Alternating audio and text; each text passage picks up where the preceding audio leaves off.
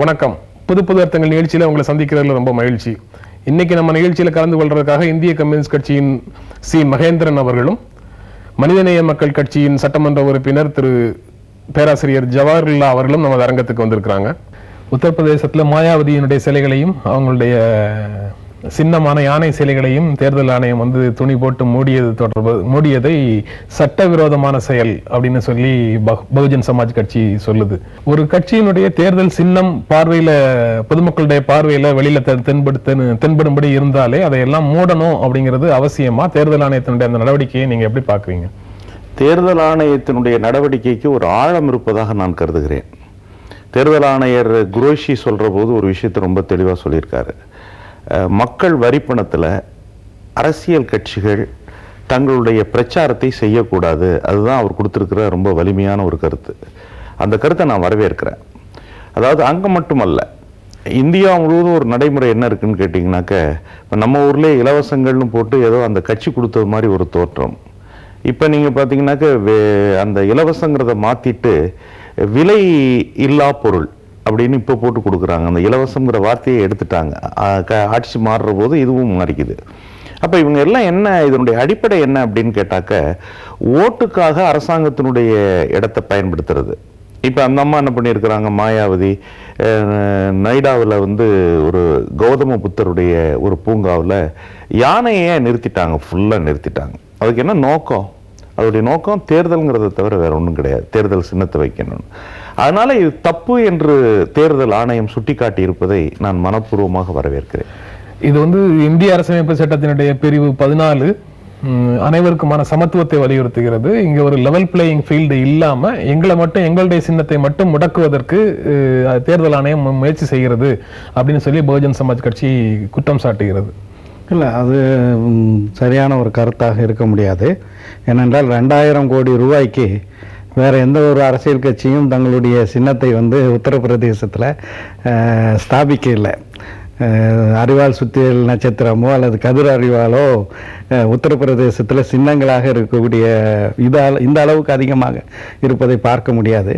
ஆனால் அதே நேரத்தில் வந்து தேர்தல் ஆணையம் அதுவும் ஒரு லெவல் பிளேயிங் ஃபீல்டை வந்து சமமான ஒரு களத்தை அமைக்க வேண்டும்.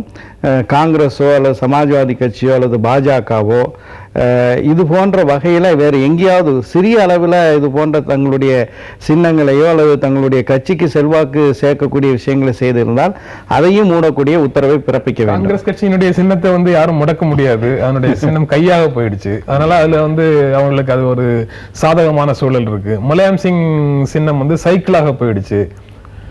அதனால அந்த ரெண்டையும் எங்கேயும் கண் தென்படும் இடங்கள் எல்லாம் மூட முடியாது. அப்போ லெவல் பிளேயிங் ஃபீல்டு இல்லைங்கிறது வந்து அந்த ரெண்டு விஷயங்கள்லயுமே தெளிவாக இல்லையா? தெளிவாகுது. இதுல என்ன விஷயம் அப்படின்னு கேட்டீங்கன்னாக்க, நான் மீண்டும் வலியுறுத்தி சொல்றது அதுதான். இப்ப கையை வந்து மனுஷன் எலெக்ஷன்ல போறாங்க வெட்டிட முடியாது, சைக்கிள் இல்லாம இருக்க முடியாது, அது வேற விஷயம். ஆனால் ப்ரொஜெக்ஷன், ஒரு விஷயத்தை வந்து மக்கள் மனதில் ஆழமாக பதிய வைப்பது என்பது தேர்தல் விளம்பரங்கள்ல முக்கியமானது. அந்த விளம்பரத்தை அந்த அம்மா வந்து ரொம்ப திட்டமிட்டு பிளான் பண்ணி வச்சிருக்கிறாங்க. இது அவங்க மட்டும் இல்லை, யார் வச்சாலும் தப்பு. அரசு பணத்துல இப்படி வந்து தங்களுடைய கட்சியினுடைய சின்னத்தை மக்கள் மனதில் பதிய வைக்கக்கூடிய அந்த விஷயத்துக்கு எதிரான ஒரு நடவடிக்கையா தான் இதை நம்ம. அது எங்களுடைய கட்சி சின்னம் யானை இல்ல, அந்த கட்சி சின்னம் யானையில உண்டான தந்தம் இரண்டும் பூமியை பார்த்து இருக்கும். இப்ப நாங்க சிலையாக வச்சிருக்கிற யானை எல்லாமே இந்திய மரபுல வரக்கூடிய யானை. இது வந்து சபாநாயகருடைய, நாடாளுமன்ற சபாநாயகருடைய, அவைத்தலைவர்களுடைய இருக்கையிலேயே கூட பொறிக்கப்பட்டிருக்கக்கூடிய யானை. இந்த யானையினுடைய தந்தங்கள் மேல் நோக்கி இருக்கும், விண்ணை பார்க்க இருக்கும் அப்படின்னு சொல்லி அவங்க சொல்றாங்க. இல்லை, இது வந்து வாதத்திற்காக வேண்டும் என்றால் இந்த கருத்துக்களை சொல்லலாமே தவிர, நிச்சயமாக வந்து அது தேர்தல் நேரத்தில் பர்மனண்டாக நிரந்தரமாக தங்களுக்கு ஆதரவை பெற்றுத்தர வேண்டும் என்ற ஒரு நோக்கத்துடன் தான் அது ஸ்தாபிக்கப்பட்டிருக்கின்றது. மேலும் வந்து நிச்சயமாக நம்ம தமிழ்நாட்டில் பார்த்தோம், 2011 நடைபெற்ற சட்டமன்ற தேர்தலில் தேர்தல் ஆணையம் ஒரு மிக முக்கியமான முடிவுகளை எடுத்து மிக தெளிவான ஒரு பார்வையுடன் தமிழகத்தில் 2011 சட்டப்பேரவை தேர்தலில் நடத்தியதுனால மக்கள் சரியான முறையில் ஜனநாயக கடமைகளை ஆற்ற முடிந்தது. அது போன்ற ஒரு நிலைப்பாடு உத்தரப்பிரதேசத்தில் அங்கே உள்ள தட்பவெப்ப நிலைமைக்கேற்ப சூழலுக்கேற்ப நிச்சயமாக தேர்தல் ஆணையம் அமல்படுத்த வேண்டும். இந்த அடிப்படையில் தேர்தல் ஆணையம் நியாயமாக நேர்மையாக பாரபட்சம் இல்லாமல் நடந்து கொண்டிருக்கின்றது என்பதனுடைய எடுத்துக்காட்டாகத்தான் உத்தரப்பிரதேச தேர்தல் தொடர்பாக தேர்தல் ஆணையம் எடுக்கக்கூடிய நடவடிக்கைகளை நான் பார்க்கிறேன். பகுஜன் சமாஜ் கட்சி நேற்று வெளியிட்ட அறிக்கையில் அதுதான் கேட்குறாங்க, கோயிலில் இருக்கக்கூடிய யானையை உங்களால் என்ன செய்ய முடியும், அரசு அலுவலகங்களில் இருக்கக்கூடிய யானைகளை என்ன, யானை சிலைகளை யானை உருவங்களை என்ன செய்ய முடியும், அங்க வரக்கூடிய மக்கள் அதை பார்க்க மாட்டாங்களா அப்படின்னு சொல்லி. அதாவது அந்த யானைகள்லாம் கலாச்சார யானைங்கிறது மக்களுக்கு புரியும், அது எலெக்ஷனுக்காக வைக்கப்பட்டதுங்கிறது மக்கள் மனசுல பதியாது. இதுதான் எலெக்ஷன் பிரச்சாரங்கிறது மக்கள் புரிஞ்சுக்குவாங்க. அந்த யானைக்கும் இந்த யானைக்கும் இருக்கக்கூடிய வித்தியாசத்தை மக்கள் புரிஞ்சுக்காதவர்கள் அல்ல. யானை அங்கே இருக்குங்கிறதுனால யானை ஓட்டு போட்டுருவாங்க அப்படிங்கிறது இல்லை. ஒரு பொது இடத்துல அரசு செலவில் அது மாயாவதியினுடைய சிலையையும் வச்சு யானை சிலையையும் பக்கத்தில் வச்சு அதில் எது பெருசு எது சின்னதுங்கிற வேறுபாடு தெரியாமல் வச்சு இப்படி பண்ணுறதுங்கிறது இருக்கு பாருங்க, இது ஒரு தந்திரம் தான். முதல்ல ஒரு நேர்மையான அரசியல் கட்சி அப்படின்னு சொல்லி பிஎஸ்பி நினைத்தால் இதை அவங்க உணரணும். ஒரு ஜனநாயகத்தில் உணர்த்துற போது உணரணும். அதுக்குரிய ஆர்குமெண்ட், அது தமிழ் மக்களுடைய சின்னம்னா குதிரை மக்கள் சின்னம் கிடையாதா? அதை விட இன்னும் பார்த்தீங்கன்னா மனிதன் ரொம்ப கூடவே வாழ்ந்துட்டு இருக்கிறது மாட்டை ஏன் வைக்கல அவங்க, அல்லது ஏன் வேற எதையும் வைக்கல? யானையை மட்டும் பண்பாடுங்கிறது அதான் ஒரு தந்திரம். அது இந்த தந்திரத்தை மக்கள் புரிஞ்சுக்கணும். நம்ம தொடர்ந்து பேசலாம். பொது பதார்த்தங்கள் சிறிய இடைவேளைக்கு பிறகு தொடரும்.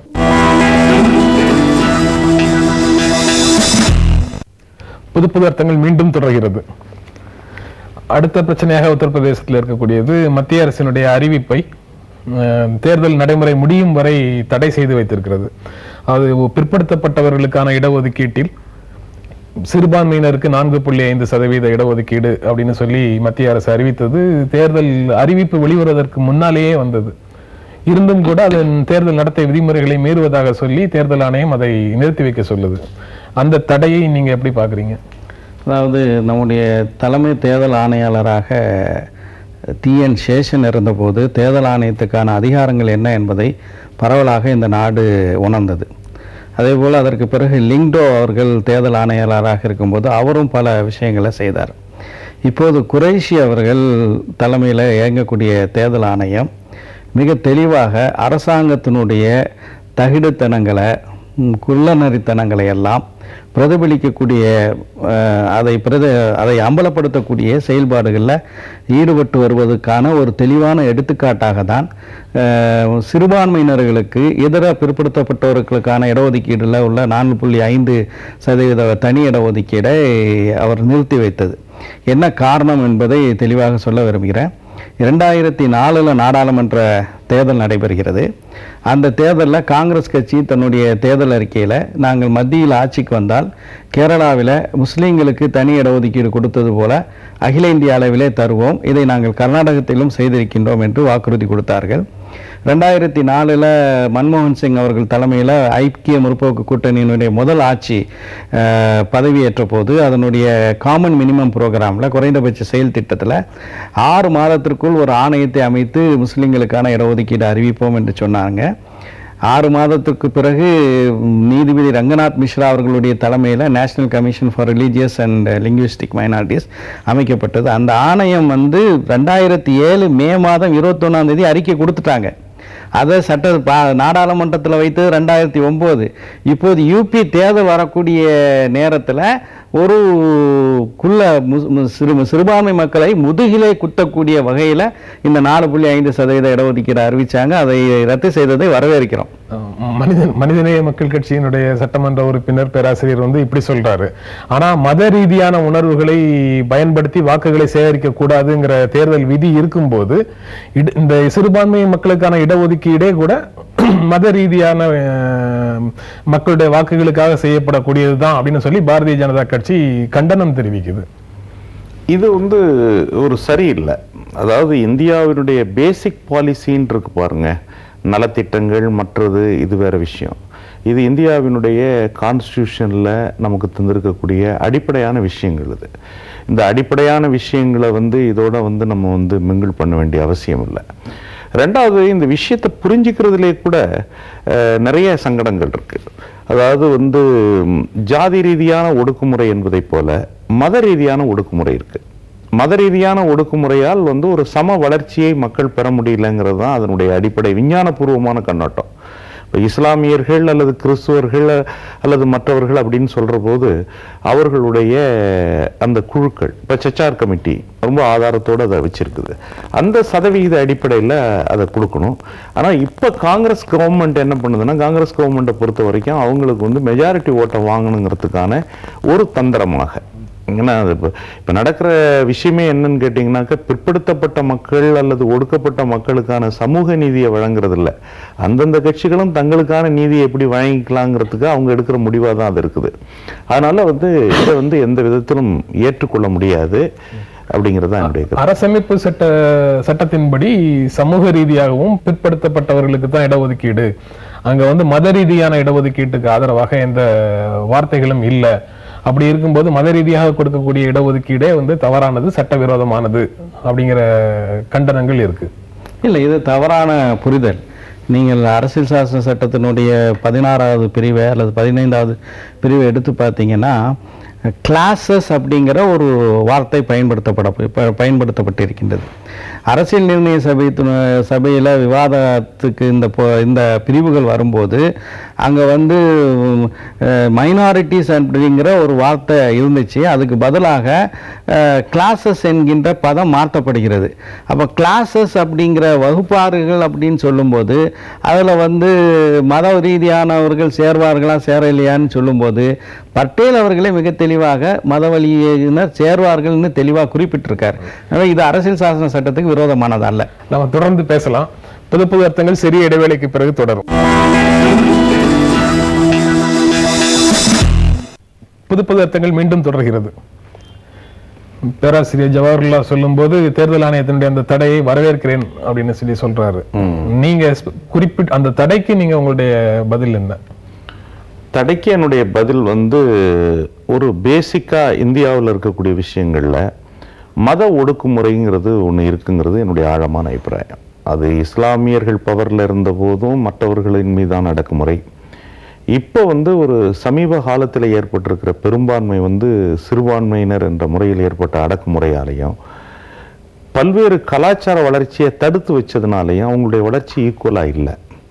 அதனால வந்து இதை வந்து இந்த முறை அரசு அறிவிச்சிருக்கிறதுங்கிறது ரொம்ப தந்திரமா அறிவிச்சிருக்கு.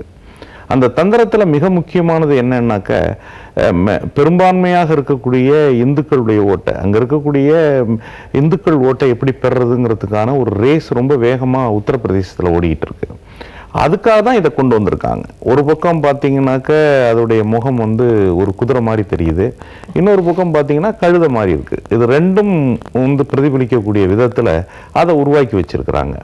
அது வந்து எந்த விதத்திலும் ஏற்புடையதல்ல.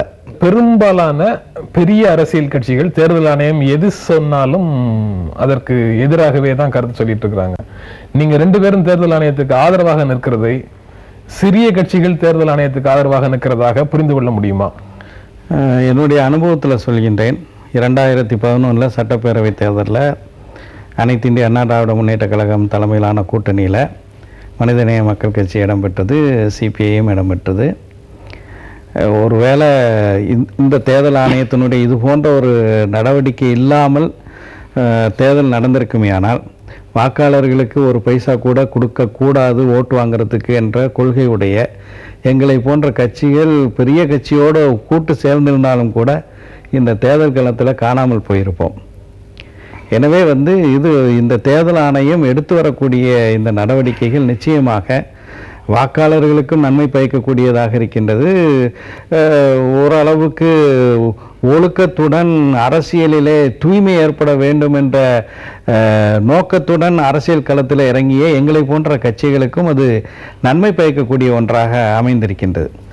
பேராசிரியர் சொன்னது போல இப்போ உத்தரப்பிரதேசத்துல இன்னும் பிரச்சாரம் முழு அளவிலான சூட்டுக்கு போகிறதுக்கு முன்னாடியே கூட 28 கோடி ரூபாய் பறிமுதல் செய்ததாக செய்திகளில் பார்க்க முடியுது. அதனால தேர்தல் ஆணையத்தின் நடவடிக்கைகள் முற்போக்கானது அப்படின்னு சொல்ல முடியுமா? தேர்தல் ஆணையத்தை பொறுத்த வரைக்கும் தேர்தல் ஆணையம், நீதிமன்றம், இது ரெண்டும் இன்னைக்கு இந்தியாவில் இல்லைன்னாக்க ஜனநாயகத்தினுடைய உயிரை நம்முடைய அரசியல்வாதிகள் ஒரு நிமிஷத்துல நிறுத்திடுவாங்க. இந்த வயசான ஆட்களை கழுத்து நெரிச்சு கொள்றது மாதிரி இந்திய ஜனநாயகத்தை கொண்டுருவாங்க. குறைபாடுகள் இருக்கு. தேர்தல் ஆணையத்திலேயும் சில குறைபாடுகள் இருக்கலாம், ஆனால் அதே சமயத்தில் நீதித்துறையிலையும் சில குறைபாடுகள் இருக்கலாம். ஆனாலும் கூட ஒரு ஜனநாயகத்துக்கு ஏற்பட்டிருக்கக்கூடிய ஆழமான நெருக்கடியை அது போக்குது.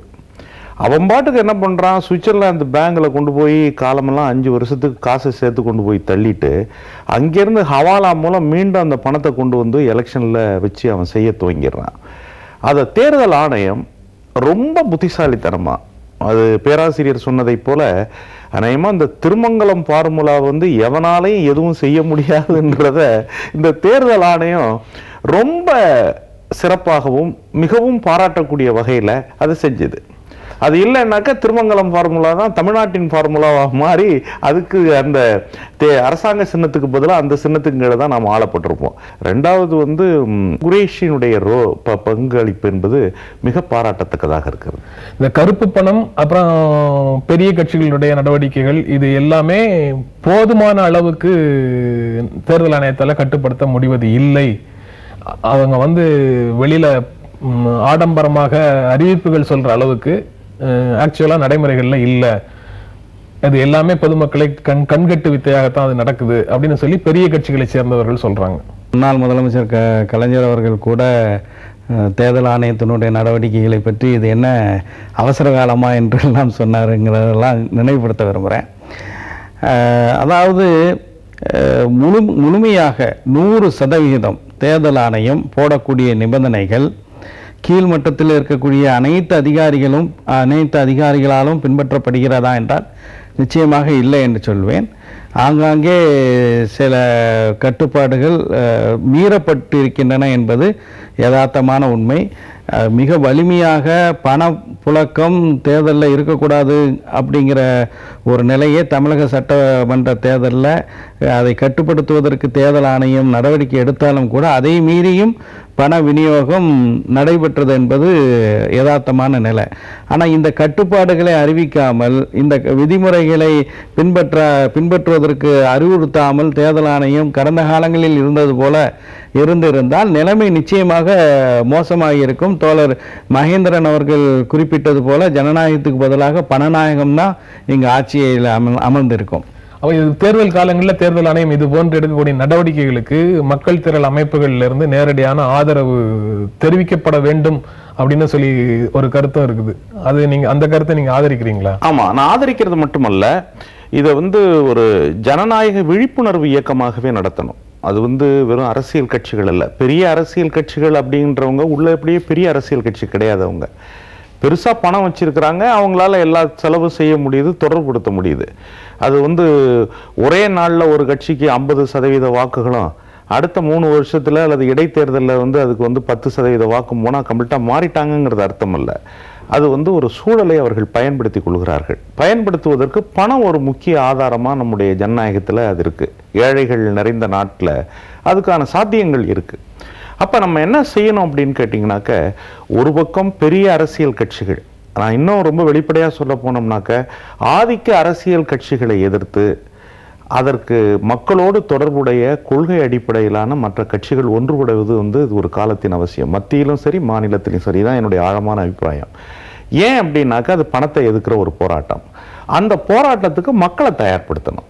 அது ஏதோ எலெக்ஷன் நேரத்தில் செய்யறது இல்லை. ஜனநாயகத்தையும் அல்லது தேர்தலையும் தூய்மையாக வைத்துக் கொள்ள வேண்டும் என்பது தேர்தல் கமிஷனை விட இந்த நாட்டு மக்களுக்கு தான் கூடுதல் அக்கறை வேணும். காரணம் அவங்க தான் ஜனநாயகத்தை பாதுகாக்கிறவங்க. அப்போ அவங்கள்ட்ட ஒரு விழிப்புணர்வை உருவாக்குவதும் அதற்கான ஒரு இன்ட்ராக்ஷன் ஏற்படுறதும் ரொம்ப அவசியம். எவ்வளவு நீண்ட தூர ஓட்டப்பந்தயமாக இருந்தாலும் சரி, அது முதல் அடியிலிருந்து தான் தொடங்குகிறதுன்னு சொல்லுவாங்க. எவ்வளவு பெரிய கோலமாக இருந்தாலும் சரி, அது முதல் புள்ளியிலிருந்து தான் தொடங்கணும்னு சொல்றாங்க. அதை போல தேர்தல் ஆணையம் இந்திய ஜனநாயகத்தை உயிரோடு வைத்திருப்பதற்காக எடுக்கக்கூடிய முடிவுகளையும் நடவடிக்கைகளையும் புரிந்து கொள்ள முடியுது. இந்த நிகழ்ச்சியில் கலந்து கொண்டு உங்களுடைய கருத்துக்களை எங்களோடு பகிர்ந்து கொண்டதற்காக புது அர்த்தங்கள் நன்றி தெரிவித்துக் கொள்கிறது. மீண்டும் சந்திப்போம். நன்றி, வணக்கம். இந்நிகழ்ச்சியை பற்றிய உங்கள் கருத்துக்களை பதிவு செய்ய வேண்டிய இலவச தொலைபேசி எண் 1800-025-5858 அல்லது feedback@pudiyatalamurai.tv என்ற முகவரிக்கு மின்னஞ்சல் செய்யலாம்.